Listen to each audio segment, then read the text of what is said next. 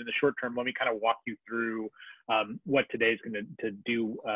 So largely because we have the education theme, but we're also in the middle of COVID and we haven't had a chance to talk, the lot of us. What I wanted to be able to do today was to talk a little bit about how we deal with crisis and in particular, how we think about what sorts of issues come about in crisis and what it is that we want to do in terms of making adjustments. And so today's going to be a combination of things. We're going to talk a little bit about how we think about crisis. We're going to talk a little bit about how we think, oh, perfect, there we go. We're going to think a little bit about what we would adjust to in terms of planning and benchmarking. And I thought that was kind of a good combination both of what we have been dealing with just in terms of everybody's individual experiences and I think what the value of Leadership El Paso is. And so in the curriculum originally, we had talked about doing this towards the end, and we're just going to move it around a little bit. So for today, the slides will go through and I'll leave various points when I want to kind of stick to our 15-minute attention span and then be able to have moments to engage in questions. But so today for May, we're going to do Leadership in Crisis, Planning and Benchmarks in the Era of La Rona. And I think there's something just El Paso about calling it La Rona. And I was telling somebody, I guess, one of my colleagues that I reached peak rasa this last week. There was a buy one, get one free coupon for a dozen donuts at Dunkin' Donuts, and I don't need 2 dozen donuts. So I went ahead and got the 2 dozen donuts, got home, realized I was going to eat all of the donuts and had to then get on the internet to figure out if I could freeze the donuts. And so very much like my grandmother, I now have a freezer full of things that should not be frozen. And I told somebody all I needed now was a big brick of Munster cheese, and I would have really reached like peak El Paso Mexican American once that big brick of Munster was there. So we're all adjusting. We're all adjusting to La Rona, but that's where it's at. Okay, so next slide gives us kind of a layover or an overview of what I want to talk about today. 3 really specific things. We're going to talk about how to do a strategic inventory, which I think is a very, very transportable skill, both in terms of leadership at the moment, but also in terms of how we think about moving forward and the evaluations and the way we make our changes.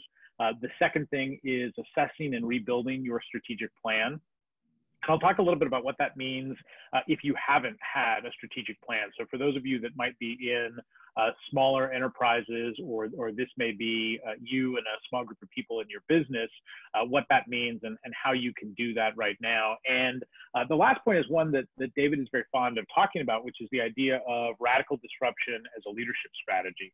And if there's ever been a time, I mean, this is when we get to that set of slides, I'll say this to you, but truly, we are experiencing radical disruption right now. So this doesn't even have to be a new methodology that you think about or a new way to think about leadership. You literally are living in the moment of radical disruption. So what better time to think about making those changes than to do them now? And I think that's really important. So let's start with strategic inventory. And what I'll do is once I get through this first slide, I'll take a second and we'll switch back to the big view and see if you've got questions or ideas or things that you want to kind of plug into. And you can also use the chat window. I'm able to look at the chat as it's opening up, and so you can always put your questions there if you don't want to try to jump into conversation or have your camera or your microphone on. Okay, so strategic inventory. This is something that is super important to think about, and it's important to think about. I describe this as 2 kind of levels of polarity, or 2 very important poles to think about. The first is what you do as an individual. In other words, how you do a strategic inventory for you as a person, and then how you think about doing a strategic inventory for your organization. And that is, again, true whether we're talking about a small or medium enterprise, or if you're part of a larger national institution or even an international organization. I want to give you some ideas to think about from a leadership perspective that will help you build some patterns and some structures. And I want to start with this idea of the rule of 3. So Dr. Wilson talked a little bit about this, and I've gotten a chance to see some of her perspective, obviously, through the function of the university. But what I want to suggest to you is that this rule of three is a good way for each of you at this particular moment to kind of think about what is going on individually for you and then as part of your organization. And so the first three, I would challenge you to do, and you can even do some of this as we're talking, like if you just want to pencil out some doodles or some thoughts. The first rule of three is to come up with three skill sets or knowledge bases that have been valuable right now in the moment. Okay? Three skill sets or knowledge bases that you don't normally have to use in your day-to-day job or in your day-to-day position description or even day-to-day for yourself, but at this particular moment you are now using those skill sets in new ways and tapping into a new set of knowledge base. One of the things that I think is fascinating, and I've talked to my wife about this because even she has done a little bit of this, the amount of people that are baking during the quarantine, right? People who have never done it before, so much so, in fact, that if you try to buy flour or yeast for a while there, it was really, really hard to do, right? So I think of that as a great example to talk about the skill set, because I think that it's something, I have my theories about why people are baking more. Some of it is survival, right? They just want to know that they can do it in case they need bread. I think some of it is that baking is really exact. And so it forces your mind to work on something very specific. Like you can't just throw things together at the last minute. This kind of goes back to Wilson's example of flying the plane. And I think some of it, honestly, is that baking takes time. And so you can tick off more time on a day or like on a Saturday or Sunday by baking as opposed to doing other things. Like now we're finding ways in which we want to use time very differently. But that's a good example of this, of something that people have started to do and tapped into a skill set or a knowledge base that serves a particular value. Now, that's a personal part of the inventory, but let's think about that from an organizational perspective. So one of the first things is that almost every organization now has had to go online in some capacity or others, right? And we like being able to move to this space where we can see people. So it's not just a conference call anymore. It has to be Zoom, or it has to be Microsoft Teams, or it has to be some specific platform. We want to see people. We want some semblance of a connection. Well, most of us have had to dive right into this pool and figure out how the platforms work, how to figure out the platform on the laptop, how to figure out the platform on a phone, right? Which is one of the interesting challenges that you can tell when people are using different platforms based on what they can see and what they can't see. So there's a skill set that organizations are having to adjust to that they never have done before, or may have only done it in limited ways. So that's something that's valuable, and it's something that as we move forward to the point that David made to start the morning, that's going to be a skill set that now really everyone is going to need to have, right? You can no longer say, well, I sort of understand how Zoom works, right? I sort of understand how Teams work. We're going to use this, I think, more and more for position descriptions to say you have to have a capacity to use this. And the people that are very good at it know how to do. I mean, this is a great example. I mean, I have Brenda or Christina, I'm not sure who, is working the slides for me to put them up, but that's a skill set that even with the pressure that I've gotten is still a little bit of weak on my part. All right, so this rule of three for the first three skill sets should be very, very specific. It should be very specific for two reasons. One, you need to figure out as a leadership skill what of those skill sets is going to play into your position in your institution, and what skill sets are going to be marketable at the next stage. And this is a great leadership skill, not only to think about for yourself, but also to think about the organization, right? What things are going to need to happen for the organization to turn a corner at this particular moment and have a lasting impact, right? And it has to be very, very specific. And I'll contrast that with the second rule of three. So the second rule of three are three areas of knowledge that are lacking. And again, I'm talking about these as individuals, and I'm talking about this as part of an organization. And these are much broader, right? Three areas of knowledge that are lacking. And what that means is very broadly, there's going to be things that you're going to need to assess and evaluate in terms of what you as an individual or your organization is missing And those will be kind of large blocks of knowledge. So are you missing somebody who understands communication well? Are you missing somebody who has a much better understanding of social media? Are you missing somebody that understands the function of budgets and recognizes how all of those things work? Those kinds of knowledge areas are going to be broader, and I'll explain why that's important versus the first three, which are specific. This idea of having a wide area of knowledge means that you can look for big sources of information to help guide you. And the plug that I will put in, and I think Scott will talk about this afternoon, is Coursera, which is available right now through the Chamber.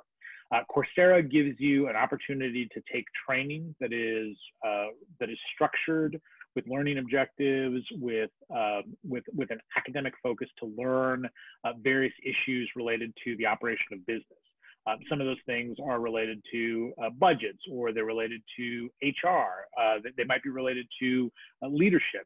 But if you identify an area that you think you or your organization is lacking, it's too difficult to say, I need this particular skill set. Rather, what you are probably going to do in your assessment is evaluate what you are missing as a whole. You feel like you need better leadership skills. You feel like you need better communication skills. The expectation shouldn't be, well, I need to be able to communicate this particular thing at this particular moment, but rather something that is broadly missing from that conversation. That's going to give you a much better strategic way to add that into your portfolio, or to even find the resources that you need to solve the problem. And there's good examples. I mean, Coursera is great, largely as a business tool, and the Chamber is making that available right now. But you've got other examples of this. People might have joined the masterclass series, or you've maybe listened to the Great Lecture series, which is an audio series. Anything that helps increase your knowledge base is important. But don't confuse what I'm saying. I mean, don't use this as a moment to say, well, I need a new hobby, right? So I'm going to watch masterclass because I want to know how to do painting. That's great. Maybe that will help you and give you some satisfaction. But what I'm talking about very specifically are the issues that are connected to these areas that might be missing, and that there isn't any set of clarity that's there. And the last thing I want to talk about in terms of strategic inventory is the need to reassess time and compartmentalization of the day. And here is one of the most interesting things, I think, of what's going on for individuals and organizations. And this is true whether we're talking about large corporations or if we're talking about small, medium enterprises. Excuse me. The way that we are using and adjusting to time right now is completely and totally off the charts. And you've already experienced this to a certain extent, right? You've experienced the idea that you're probably working much more intensively in larger parts of what used to be your part of the day, as opposed to when you would actually physically go to an office. And some of that is a combination and an intersection of our electronic tethers, the things that keep us plugged in. Some of it is a function of the crisis pressure, that we've got a sense that questions have to be answered immediately, that we have to come up with solutions to things immediately. And then some part of it is when you are home, which is also your office, the idea that somehow or another you can really like close a door and it puts you in another world is very, very hard. Those of you that have kids, or you've got a spouse that's working at home, I mean, all of that makes it so much more complicated. So part of your strategic assessment needs to be to do a very solid time inventory. And we talked a little bit about this at the very beginning of the class, the idea that you really need to track what your day looks like. And you want to do that individually for sure, but you also want to do that in relationship to your assignment at work, or the things that you need to do on a day-to-day basis. And this is the time, if there's ever been, to really sit down. And there's a lot of time assessments that are available online for free. Honestly, all you really need is a piece of paper and a pen, and you can demarcate the day into 15-minute blocks and just track what you do over the course of 1 or 2 business days. And you'll see some of the inefficiencies, or you'll see some of the time that is just huge in comparison to how we work. The best example of this, and I'm gonna actually sort of jam this into the agenda, is we somehow or another don't create time to eat, right? So even in the office, we'll find time to walk away, or to go get something to eat, or to go downstairs and get a cup of coffee, or something like that. But now that we're in this sort of stay-at-home situation, the more stories I've heard about people that don't actually eat a regular meal has sort of gone through the roof. And there's all kinds of crazy things going on with the way that people eat in general, right? Because we just, things have gone totally off the rails. So this is the strategic inventory part, and I'm going to stop there for just a moment. You can use the chat window, or you can just chime in. I've got a smaller window of you all on my screen, so if you are going to chime in or you've got a question, just tell me who is talking so I can figure that part out. But anyway, questions?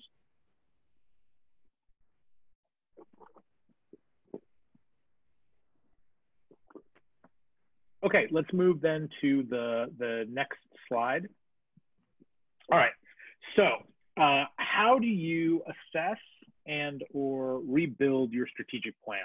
And I thought about this a little bit this morning when I was cleaning up my slides, because I wanted to talk about this idea of what do you do if you haven't had a strategic plan? And some of you, in the course of your conversations at your organization, may not have actually talked about what that looks like.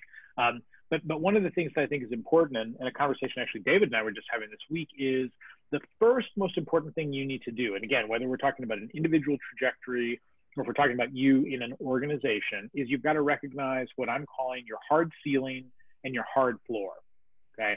And what that means is you need to think about where we move forward from today, as an example, and you need to understand what the hard floor is.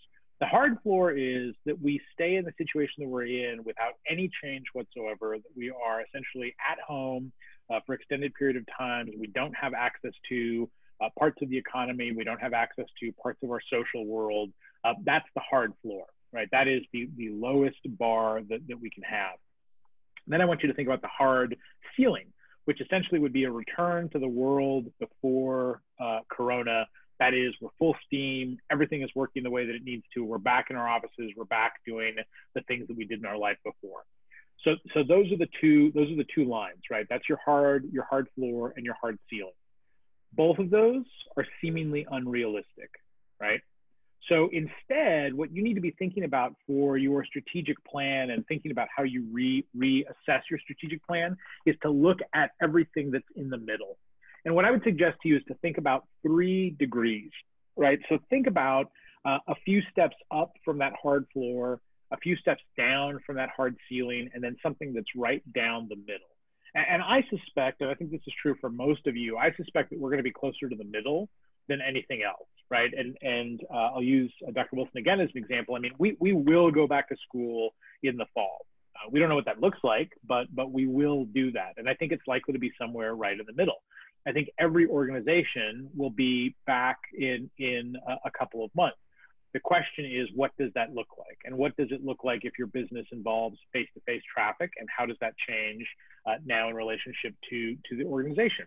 What happens if your organization requires a different kind of physical space, right? What does your office look like? So all of these things are going to be very important to think about. But what I really want you to think about and introduce you to a concept that's popular, especially in the business schools, and that's something known as Cantor's law. And Cantor's law essentially is often referred to as the miserable middle. And the idea behind Cantor's law, the theory is that when we are right in the middle of a task, that's when it is the absolute worst. That's when we think that it's not going to work. That's when we think that there's not going to be any success. That's when we think we might as well give up. And it's interesting because the point that the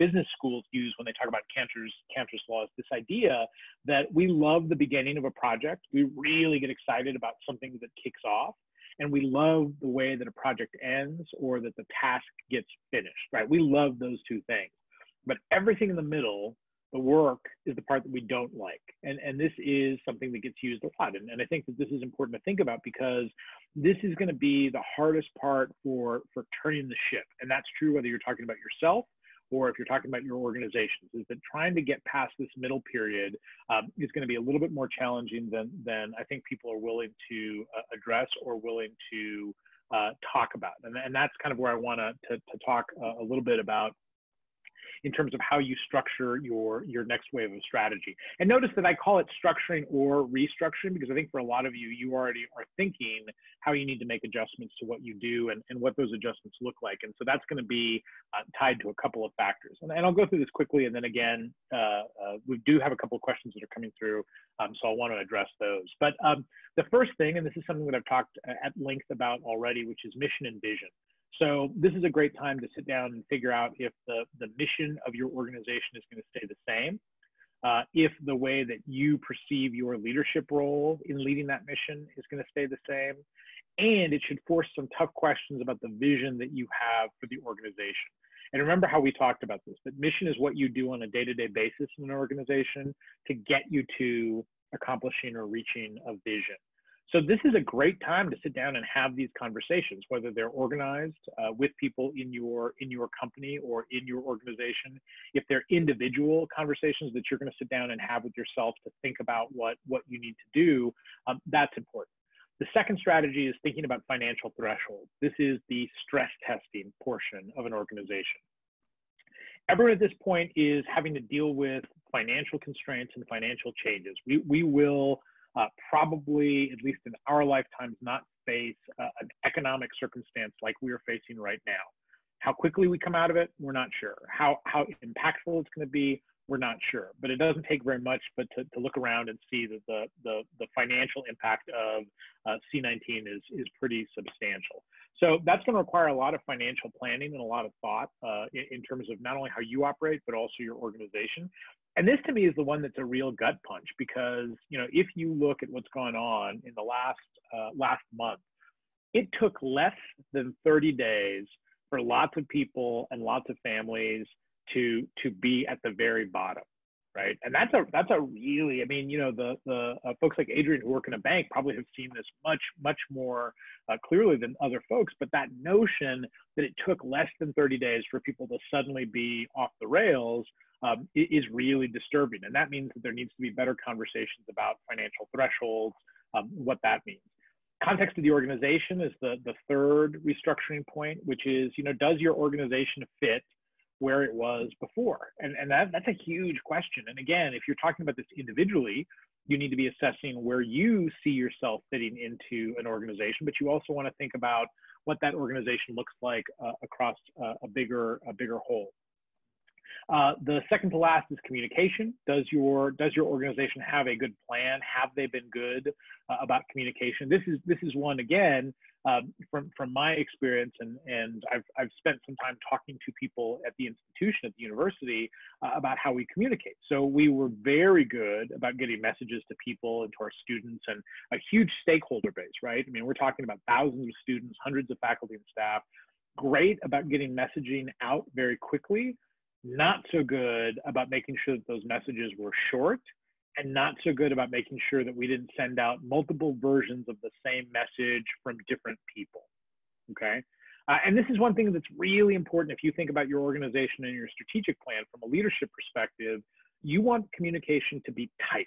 You want the messaging to be very clear. You want it to fill any kinds of gaps, right? You cannot send a message and then wait a couple of weeks and send another message. You have to have a schedule. You have to have a structure, and you've got to make sure that your message is not pages long, right? And the more and better efficient you become at making sure that your messages are consistent, or that you've got a solid message tempo, the better you're going to have to be able to connect with stakeholders, to people in an organization. Now, if there's 2 or 3 of you in an office, or 2 or 3 of you in a company, that's going to be a little bit different, obviously.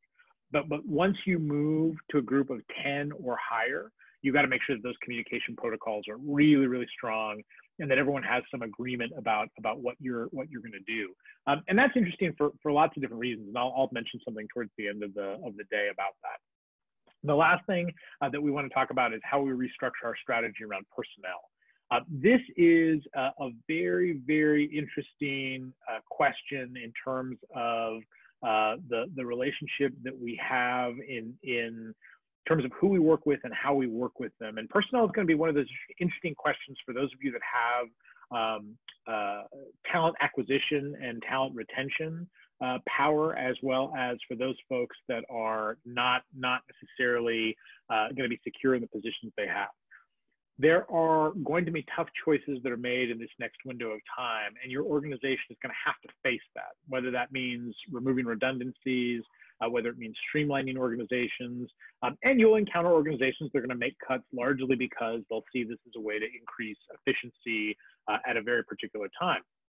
Now, I think that one of the things that you want to be able to do and think about is making sure that the personnel that you have are the best at what they do, and you also want to make sure that the personnel that you have are adept at being flexible. And I think this is one of the points that I loved that Dr. Wilson brought up, which is agility, and the agility of people in an organization to be able to move around, to have a sense of other tasks, but to continue to be mission focused. And that's really, really hard. I mean, and I don't know, we'll touch on some of the questions, but one of the questions Fernando is asking, I think, is a really good question, which is there are going to be some moments when everything just becomes overwhelming. And I don't know if you've had these moments, but my wife and I joked about having this moment last Friday, very particularly. And Friday morning, we both woke up and we had no interest in doing anything. I mean, not a single thing. And we both had things to do. We both had a list of work tasks to do. We had a list of house tasks to do. And it took every bit of energy to roll out of bed, right? And I suspect that happens a lot with people, and happens a lot with where we're at in this moment, because we just haven't been used to those kinds of changes. And so I want to encourage you to think about that idea that potentially in the way that you are organizing your organization or organizing your structure, that there's going to be some conversations about how you adjust to the agility, the flexibility of what's going on. All right, let me address two questions first, and then I think sort of set the relationship. And these are actually sort of similar questions. And so one question from Fernando focuses on the idea of multitasking and how much that is going to have an impact in terms of return to the workplace. And the second question from Jordan is thinking about how organizations best help individuals with time management, and so that your shifts in terms of like work and those things work a little bit better.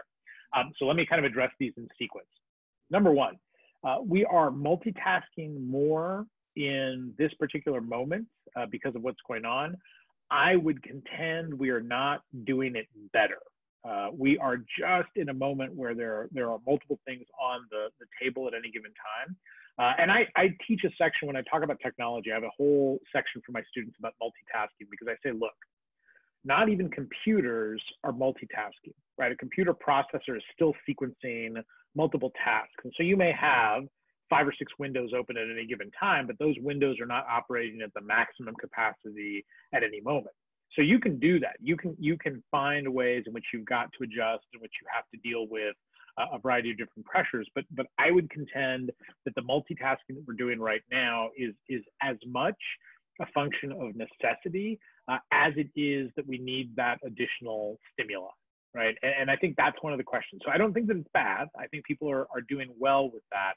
But I would urge a sense of caution that those multitasking skills may not translate once you come back into the workplace. And I think some of that has to do with just what we're like when we interact interpersonally, like when we're around a lot of other people and the other things that they've got going on. And I think some of it will also be reflected in the way that we treat everybody else back in that work environment. Back to Jordan's question, one of the things that I think is really important is conversations with people about expectations, and in particular as leaders, for people that are down the line from you, having conversations about how people will adjust to different styles. And we're finding that some people work really, really well from home in a way that we wouldn't have expected. Productivity in terms of timing is unusual, so it's all over the charts. You're finding people who now, because they're home 24 hours a day, work much better in the afternoon into the evening, and some people are doing much better working really early in the morning and then hitting some sort of a period when they drop off. So one of the questions that's important, one of the reasons that I like the idea of having video conferencing software, is that you've got a better chance to read people. You've got a better chance to have conversations with people, see how they react to certain things, think about the way that they are reflecting on what's going on, and you can read people's expectations a little bit better And I think that that is a very, very helpful way to connect and engage with people. And I think that's important. Another question from Jacob. The question essentially focuses on the idea of how the pandemic will make people think about having a physical location in the status quo. This is a question David and I have talked about at length, which is the idea of a teleworkforce, which has gained traction in a lot of fields, in a lot of areas, is now actually happening, whether we like it or not. So we've now put ourselves in a position where we are moving the workforce to off-site spaces. One of the other questions is going to be what offices look like when you come back, right? Because you're not going to have the ability to be able to be in a cubicle right next to somebody else because of the proximity to the person. And so there's going to be all these interesting questions. I would leave the minimalist of theorizing. The thing that I would offer the most is this. And this is from somebody who now has is a department chair and sort of deals with people in a very different way. I think whatever interesting ideas and models people come up with for how physical space is going to be used in the near future, I think there's going to be some great, very interesting ideas. I would contend that some part of the planning for that is going to be tied largely to liability questions. And it's going to be tied to how we think about what bringing people together is going to be like and what those kinds of risks are. And I'll give you an interesting example. One of the calls that I was on not too long ago was about purchasing equipment to be able to make environments safe. And that's a really, really interesting question. So for example, because I can see Adrian on my window, how do you secure a bank lobby? Right? Do you provide everybody that's behind the teller glass and the walls, masks and gloves? Do you make that available for every customer that comes in? What happens if a customer chooses not to use that? Can you ask them to leave? I mean, there are all these questions that I think are tied largely to liability factors more than the way in which the new ideas will be able to operate. And I think, Melissa, to get to Melissa's question, which is thinking about expectations between, in this particular case, the question between patient and customer expectations and shifts to like telemedicine, for example, I think that there is a very, people are racing to figure these things out. So I think that the next big area where consultants, I think, are going to make a tremendous amount of money is figuring out how to streamline those processes, right? They're going to figure out how to streamline telemedicine. They're going to figure out how to streamline the space between the interactions. I mean, we've talked about this. I've talked about this a lot from a communication perspective, because you can see a variety of patterns of behavior, even on like Zoom calls and on the way that we interact. And I joke about this all the time because very often you will have people that are like this, right? And they're talking and you're like, well, I'm up here, like, hello. And they're kind of going. The other one that's driving me bonkers for some reason is this one, right? Where people are looking like down into the camera, or they have it like, it seems like the foot of their bed and they're like looking down and they're like, hello, I'm up here. There's little things that we haven't even thought about that are about interpersonal skill sets, right? Do we have a level camera? Do we have a space that's well lit? Do we have things that are available? I mean, I think those things are gonna be a constant evolution. And I think any of you who are in HR capacities or deal with training in your organizations, you're gonna get tons of solicitations from private companies and consultants who will want to offer you solutions for some of these problems. And I honestly think you probably already have a lot of those solution sets. You just haven't thought about what it's going to be like moving to this environment. And to put a pitch in for my students, a lot of us right now are still juggling with this transition to digital, and it's a little bit scary, and we're still trying to mess with buttons and screen settings and platforms and all that sort of stuff. Look, the students that are coming out of our universities right now are digital natives, and they live in this world already, right? They were making TikTok videos. They were showing periscopes of what's going on in their day. They know how to maneuver between these different kinds of platforms. What I find kind of interesting is that there's a generation removed from that, where there's a lot of like, oh, I can't believe kids today. Well, guess what? They're way ahead of you, and they understand how to use all these things and how to do all these things in completely fascinating ways that we probably have to tap into. All right, let's jump then to the next slide. So radical disruption as a leadership strategy. And one more click, please. Yes, that's my takeaway. Yes, absolutely. Period. Got the end. And this ends my TED Talk. Good day to you. No, just kidding. The notion of radical disruption, I think, is here, right? We don't have to theorize why we should introduce radical disruption. We don't have to theorize that this might be a good path for us moving forward. We have been radically disrupted, right? Every single one of us sitting at home right now has been radically disrupted by all these changes. And so that means that it's not so much should you adopt a leadership strategy for that, but how are you adopting a leadership strategy? So the last slide that I want to show you focuses on this in three very particular spaces. And then, yeah, that's right, perfect on time. So I want to talk a little bit about the idea that what we want to think about and how we want to think about taking this disruption and plugging it into how we do things in the near future is, first, we want to think about tone and communication and want to think about what changes we need to make right now that allow us to refocus and recalibrate our mission. So that means there needs to be open and honest communication. There needs to be more accountability in the communication that happens. And that means whether we're talking about a small, medium enterprise or if we're talking about a large organization, we have to make sure that everybody who is in the chain of authority, whether it's mid-level or higher, is focusing on how they have changed and altered their communication. And that might be totally different ways of communicating, totally different ways of thinking how that communication process works. And the idea of having a traditional meeting is now out the window. So what happens when we move to these new platforms? What happens if we think about how we operate in terms of video messaging? One thing I've discovered with my class is that it's really hard to keep 200 people in one space at one time because now everybody is kind of doing things on their own time. I have found that recording short messages is a super efficient way to lay out the goals for a given day and also to lay out expectations. And I would have never thought that, right? Because the equivalent of that, I guess, would be a memo that you would write on the daily and no one would read it and it wouldn't be that interesting. But I found that these videos are short and they give you an opportunity to say, look, here's what needs to happen today. And we will have a meeting by the end of the day, but this first thing is about explaining what we want to do and here's what I'm going to do and here's what my expectation is for you. Second is collaboration, or what I refer to as up is down and sideways works too.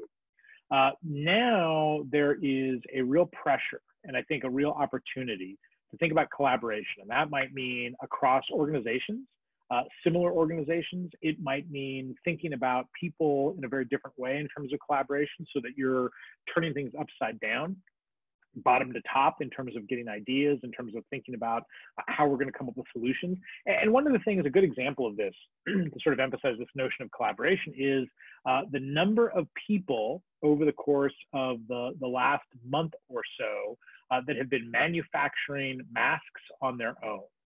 Right. This to me is one of the most interesting sort of things that's come out of the pandemic is this idea that people are home sourcing masks to make for people in the healthcare industry. And the reason I say that is because it's cool to see, right? It's cool to see that somebody says, well, I can do this. Like, would this help you if I made these masks or if I gave these to people in need? But it's also interesting because the way in which people have moved that information around is the ultimate kind of collaboration. So right now you can go to YouTube and you can type in homemade mask, and there are literally dozens and dozens of videos where people show you how to make these masks. There are websites that have the patterns that you can print out and you can transfer to cloth. I mean, this is the most interesting organic example of collaboration that we have right now because people saw a need and they've taken it upon themselves to build this collaborative model. And sometimes that's very intentional. Like I saw somebody who starts, like they're really good at the cloth, and then they give the masks to somebody who knows how to put in the elastic. And then that's the second part of this. And you've got all these really interesting ways in which people have found organic solutions. Well, that collaboration is a great way to think about what kind of disruption we want to have now and how we want to think about that disruption changing the way that we operate and the way that we work. And the last one that I want to talk about is the idea of management beyond today. And what I have sort of jokingly referred to this as the kitchen sink has utility too. And what I mean by that is that for a lot of problems, we've literally sort of thrown the kitchen sink at the circumstance, right? We've just sort of said, okay, we don't know how to do this. Let's figure this out and let's work towards a solution to a particular problem. What I find fascinating about that is this idea that we are looking for and engaging a different set of ideas and a different set of notions.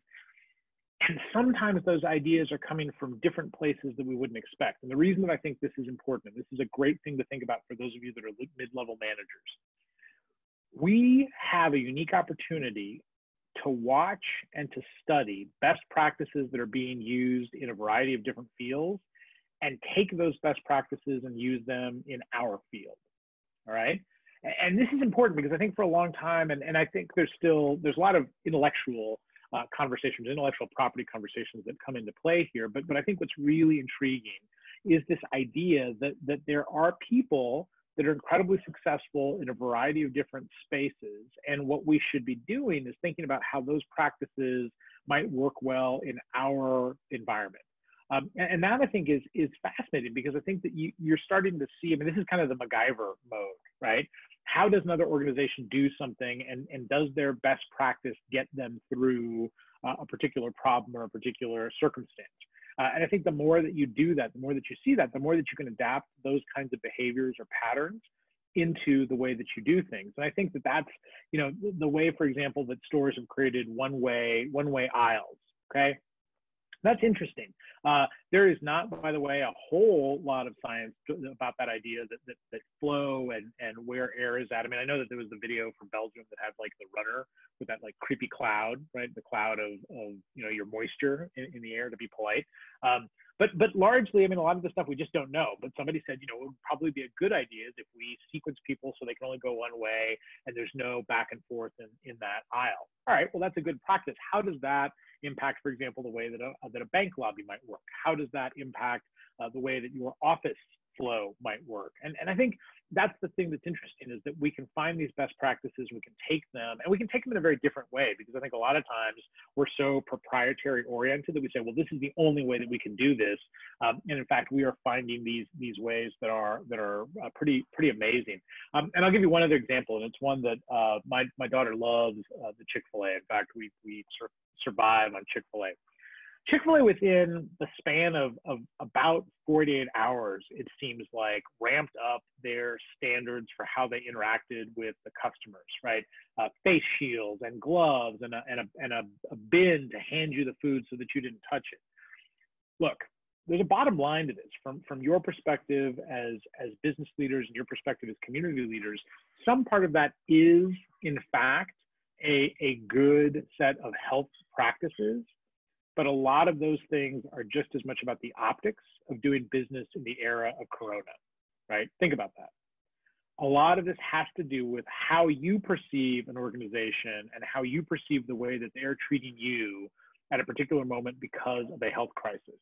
And I won't give you the name of the competitor, but I had to go to another fast food place in that same span of time, where not only did they not have gloves, not only do they not have masks, the person that like took my credit card literally like runs their hand over their nose because they've got a runny nose. And I have gloves in the car, and I'm very paranoid about this stuff anyway. But I just thought to myself, I can't come back here, period.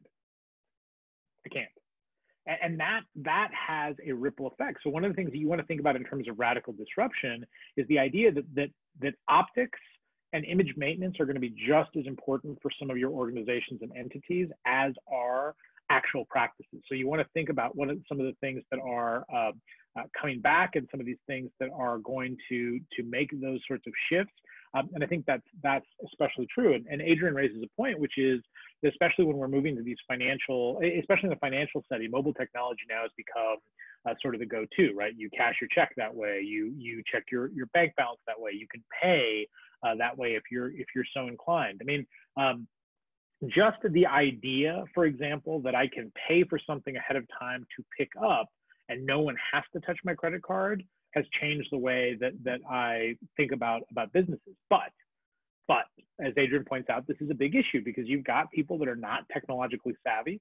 You still have people that don't have access to certain technologies, and you have gaps in terms of like how you ramp people up to understand those expectations. And so part of this radical disruption from a leadership perspective is just as much gaming out what you are missing. And that takes us right to the very beginning of the presentation, which is that you want to think about how the relationship in terms of taking a strategic inventory works, and thinking about what it is that you need to do or what you want to do in terms of moving forward. And so some of this radical disruption is going to be, I think, just as much about understanding what you're missing right now as it is taking stock of the things that you've done well individually or as a group to be able to move to that next level.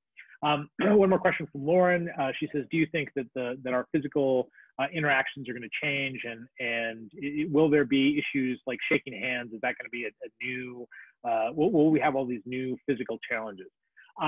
Yes, absolutely. And I'll tell you what I think is the most telling, and I don't know if any of you have had this experience, but I'll be watching television and there will be a scene, and in the scene, there'll be lots of people that are mingling and interacting like it was a scene at a dance club. That's what I think I was watching last night or the night before. And it made my skin crawl, right? It made my skin crawl to see like hundreds of people jammed onto this dance floor. And I was just like, oh. And I thought to myself, what an interesting thing, right? That our worldview when it comes to those things is going to be so radically different now, right? Like we are going to have a totally different way in which we interact with people and in which we think about physical space. And I don't know if you've had this experience either, but like even going to a store, right? I find myself trying to physically distance my car. I'm like, well, I don't know, that car seems awfully close to my car. Like I don't want the COVID to jump from, I mean, just kind of silly things. But I do think that there is some sense of thinking about the relationship and where people are interacting. And Lauren says, watching TV is not the same. They're constantly spreading the virus. They are. I mean, at every turn, I'm like, uh-oh, that's a corona danger zone. I'm like, corona danger zone. I'm like, don't touch it. Don't touch that. Even commercials. And I think this is interesting, right? I mean, they're having to retask. Advertising firms all over the country are having to retask how they advertise products because we're looking at the world in a very, very different way. And the faster that there's a pivot to this, I think that the better set organizations are going to be. But even things that we're used to doing. I mean, you know, I don't know what Sunday's going to be like, but those of you that are big, you know, Mother's Day people, I mean, this puts a real crimp in how people function and how they operate. And, you know, part of the reason I think we're a little bit nervous is because we think the community may go off the rails on Sunday, right? That we are going to just sort of avoid these rules and kind of get together. But okay, Brenda, let's close out the slide screen and go back to the full screen. Ah, there we go. Perfect. Like people are just dropping off. They're like, do. See you later, everyone. Just bye. All right.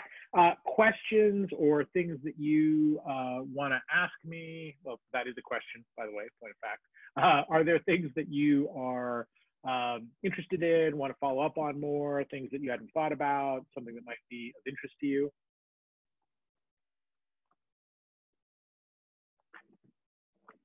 I think for me, just overall, the whole thing of rethinking the strategic plan was kind of like an eye-opener. We do a strategic plan for our company at the beginning of January every single year. I mean, definitely I've had to adapt to moving to a full remote operation and having to manage a staff of 21 and doing therapy. And so one of the things that has been challenging is that in doing therapy services for other people, it's not likely usually in a world that the therapist would be experiencing the same crisis that their client is. And now the therapist and the client are both in essence in a state of crisis in their own very individual ways.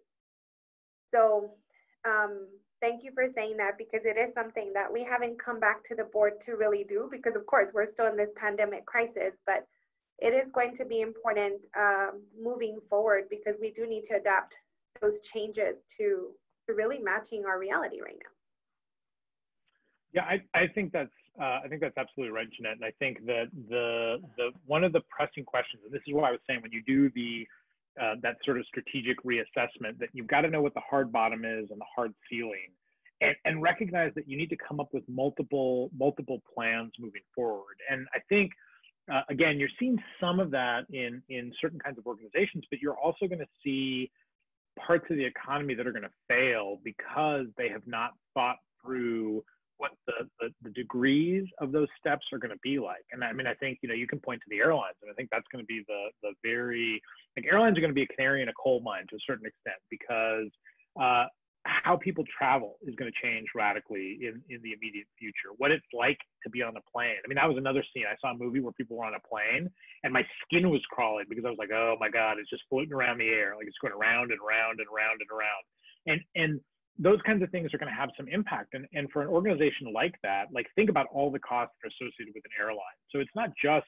the planes, it's not just the pilots, it's not just the flight attendants, it's not just the fuel. I mean, there is a wide spectrum, and if you disrupt one part of that, every part below it is gonna have huge breakdown. And that's the part of the strategic assessment for each of you that you want to think about. So you're thinking both about how you as an individual are going to operate in that space, but then you're also going to think about what the organization needs to do at those various levels. And here's the other thing. This idea of stress testing right now means that you're also thinking about what your role in that organization is going to look like.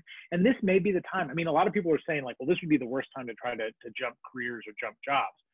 That probably is true, but one of the things that you're also going to recognize is that there's going to be new opportunities right now that aren't going to be present in the next couple of months. And so making these adjustments to do that is going to require a little bit of strategy, and it's going to require a little bit of understanding of what those trends look like. And that's, again, one of the things, to put in another plug for the chamber. One of the idea of studying trends and recognizing what those trends are going to be like is we have to know what the range of options are, right? We have to know that hard ceiling and hard floor are easy. It's easy to stand up right now and say, hey, next month we're going to be right back where we were. Everything is going to be fine.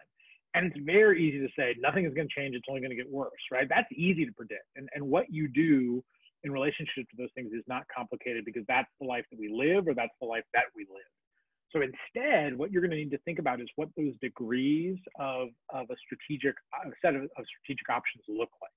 And that's where you as leaders are going to have, I think, a big responsibility to sort of figure out what the trends look like in terms of your organization or your institutions, and figuring out what there is that you can harness and how you can harness that capability in a very different way. There's going to be big shortfalls in terms of what institutions come up with and how they deal with things. And there's a lot of brinksmanship that's going on right now. And I didn't get a chance to ask the president this, but this is something that I'm fascinated to watch. And you'll see comparisons in your respective fields. All right. The biggest universities are making decisions right now about how they're going to be back. So University of Michigan, UT Austin, they've all said, hey, we're going to be back in the fall. We're going to have classes. We're going to have dorms. It's going to be the same way that it was. Right. So the big schools are doing that. Every school below them is like, okay, us too, because now your trajectory leader has made a commitment to something. Right? Everyone wants to follow that, because you don't want to be the institution that says we're not going to go back, right? And think about that from a financial perspective. If you're the institution that looks different than the rest of your aspirational institutions, people are going to not take advantage of you as part of the economy, right? So then everybody is essentially playing this game, right? We all have agreed we're going to go back in the fall, right? You heard the president say that. I think that's what we're going to do. The second one of those major institutions says, nope, we're not going to go back the same way that we went, then every institution below that is going to be able to make a similar kind of change, right? Because now you're looking at what those leaders and what those trends are doing, and that has a huge effect. Every sector of the economy has some corollary like that, right? That the thing that is being done by your biggest example in that field is going to set the tone for the way the rest of the organizations work. Now, you may work at one of those organizations, which is great, because you're riding the front wave of what that trajectory is like, or you might be at an organization that's having to look and model what else is going on. But this is the point that I was making at the very end with disruption as a strategy for leadership, because in those changes, you may see something of the wisdom that somebody has done that you'd say, hey, we haven't done that. That's a great idea, right? We should take that and we should figure out how to make that something that we want to do. And that's why there's so many unique opportunities at this particular moment, because it's really about positioning and figuring out if some of that position and some of the ways that we adopt things can help emphasize or help change where we want to go. And that part's cool, Right. I mean, David and I have talked about this in conversations. That's the part that's cool. There's a bunch of interesting things that are afoot right now. There's certainly things that are still scary, but the idea that you would take the foundation of what this thing looks like and you would just twist it and you would turn it and you would have to come up with new ways, that means that there's opportunity, right? That means that as leaders, there's an opportunity for you to drive the ship in a totally different direction. And it is a little bit scary and it is in an uncertain time. So you don't want to drive the ship like right off the edge. But there's a world of possibilities for leaders that are up and coming as yourselves to really get your hands on some of this big change. And I think that part's kind of exciting. And I think that's the part that we're all sort of pleased about. Okay.